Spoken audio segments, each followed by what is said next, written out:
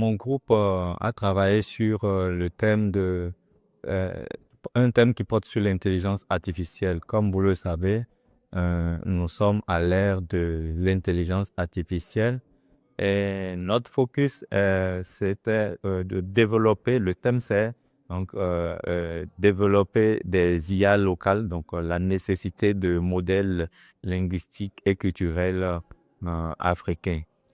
C'est le thème développé par mon groupe qui est composé de moi-même pour le compte de Social Watch en tant que lead du groupe et de Dr. Lassina Ziara du CIRES, de Dr. Kajor de CADET et de Monsieur Fodé de Stavtview International. Pourquoi est-ce que nous avons retenu cette thématique? Euh, L'essor des grands modèles de langue tels que ChatGPT, Gemini et DeepSeek, euh, cet essor a changé nos usages dans beaucoup de domaines, que ce soit dans le domaine de la santé, de l'éducation, des sciences, de la communication, etc. Mais à notre observation, ces modèles sont dominés par des pensées, des cultures, des sociétés qui les ont conçus. Et l'Afrique risque d'être en marge une fois encore de cette révolution technologique si sa culture et si ses langues ne sont pas prises en compte dans les algorithmes de ces intelligences artificielles. C'est-à-dire quoi? Notre thème veut que il y ait des intelligences artificielles développées par des Africains et pour les Africains et qui tiennent compte de nos réalités culturelles, linguistiques en Afrique. Donc, c'est ce qui a justifié le choix de ce thème par le groupe.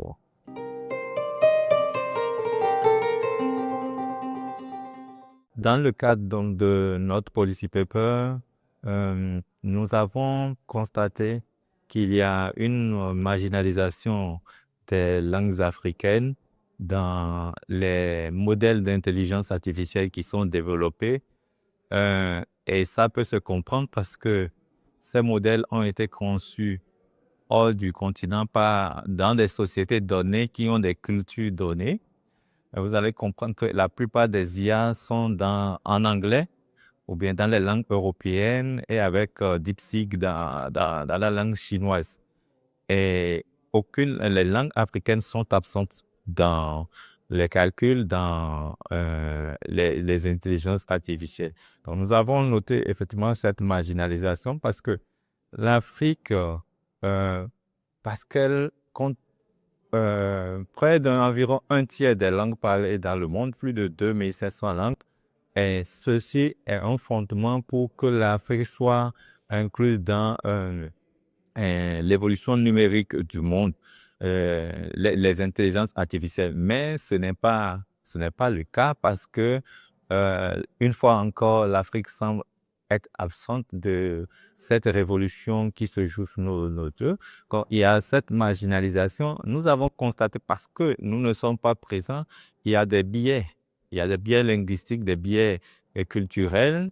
Donc, et ce qu'il n'y a fait, par exemple, pour un citoyen de l'Occident peut véhiculer des messages qui vont heurter nous, les Africains, qui vont véhiculer même des construits sociaux qui peuvent encore renforcer les inégalités, la marginalisation.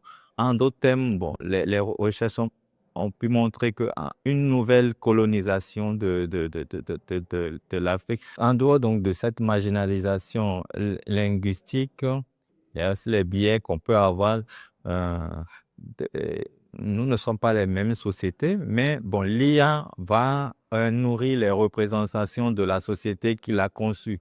Donc, si les Africains ne sont pas euh, les auteurs, donc l'IA va fonctionner et va nous transmettre des valeurs, des modèles de société qui peuvent vraiment même être en contradiction avec les valeurs et la culture africaine.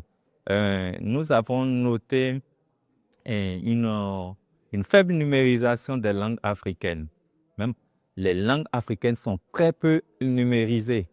Vous avez certainement des efforts dans des pays, des startups qui sont en train maintenant de digitaliser les langues, de créer des dictionnaires, ce qui permet, par exemple, à l'entreprise ChatGPT d'insérer la plupart de nos langues, et quelques langues, je ne veux pas dire la plupart, quelques langues africaines dans, par exemple, Google Search, ou bien Google Translate, ou bien Gboard.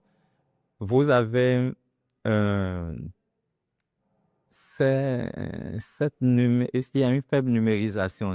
Il y a même, il n'y a que 5%, moins de 5% de pays africains, ce que les recherches nous ont montré, qui s'intéressent qui ont ce souci de la prise en compte des langues. Beaucoup de pays africains ont élaboré des politiques IA, des stratégies IA, mais moins de 5% intègrent donc la nécessité de modèles linguistiques et culturels en Afrique.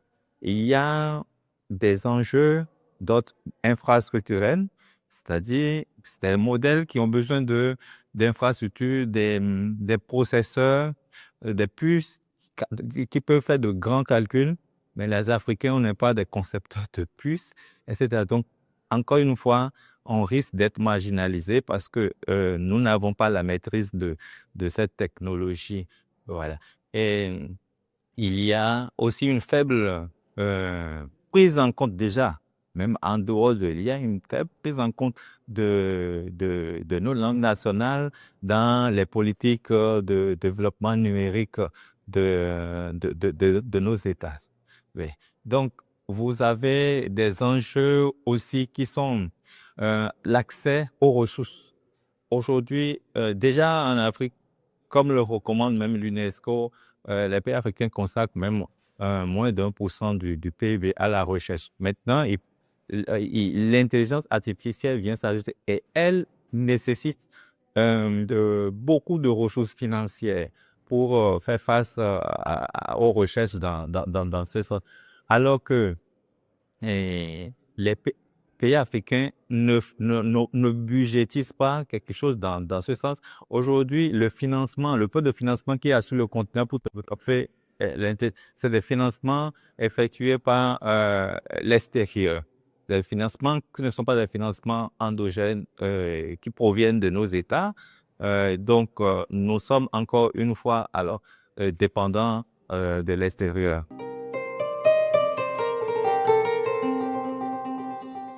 Nos travaux ont permis de retenir trois grandes recommandations. Et donc, face aux défis d'ordre linguistique, culturel, scientifique, politique, nous avons retenu, premièrement, qu'il faut élaborer un cadre politique, juridique et réglementaire sur l'intelligence artificielle dans nos pays et sur le continent. Parce que ça doit être un effort commun, collégial à nos États. La problématique que nous soulevons ne peut pas être prise en charge par un seul pays. Mais deuxièmement, c'est de pouvoir mobiliser des ressources innovantes pour financer le développement d'IA local en Afrique. Je vais parler des ressources propres au continent. Donc, le continent doit pouvoir mettre en place des mécanismes pour financer la recherche sur le développement d'IA local et non attendre que ce soit, par exemple, l'entreprise Google ou bien d'autres institutions hors du continent qui apportent les ressources. Troisièmement, comme je l'ai dit, c'est renforcer la coopération entre les États et la coopération régionale. Donc, notre recommandation va à l'endroit des gouvernements, mais aussi de l'Union africaine, de la CEDEAO, donc des regroupements sous-régionaux sur le continent pour prendre le lead et apporter les questions, apporter des réponses aux questions tant techniques, institutionnelles, financières et politiques sur le sujet.